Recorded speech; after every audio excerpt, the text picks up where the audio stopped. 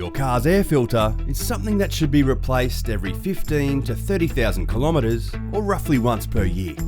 This is an easy job you can do yourself at home and requires minimal tools, if any at all. Before you start, you'll need to get a new air filter for your car. Your local Autobarn team can help you find the one that's made for your vehicle.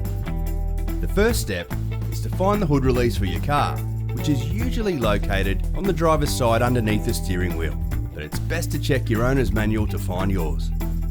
Then go around to the front of your vehicle and open the hood, securing it safely in place.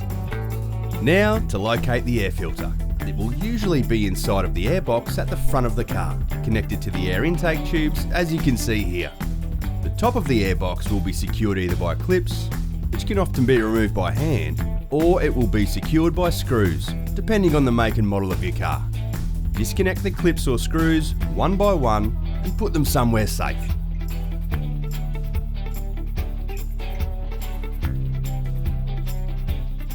Next, you can separate the airbox to expose the air filter and remove it, taking note of the position it was in when removed.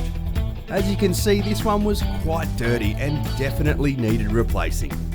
Before putting in your new air filter, you should always check the airbox for loose debris or dirt and remove them.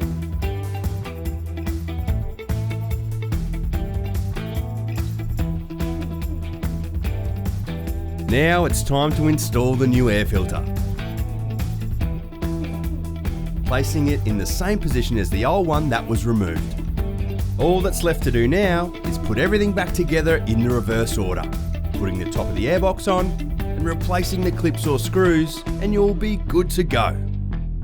Autobarn. Top Gear, low prices.